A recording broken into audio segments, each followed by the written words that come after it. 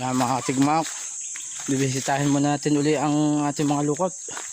Baka mayroong mga lalawa, gagamba, witeb, guyam. Yan, ayos naman. Yan, ayos. Wala naman siyang mga witeb.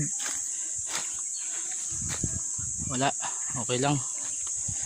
Yan mga katigmak ay marami rin vitamin. Maraming vitamin na yan, mga vitamin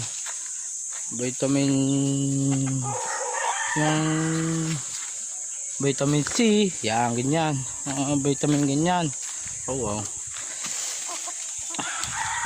Oh, laki na ng ano na ano sa ilong.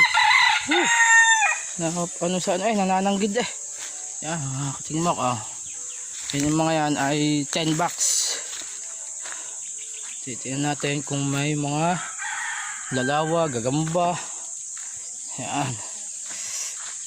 Tinuli natin. Kahapon naman nakalaykay natin ng ano, sa isang araw na uli. Yan mga katigmak. Shoutout sa inyong lahat. And God bless. Follow and share and like in my video. Salamat sa inyong lahat.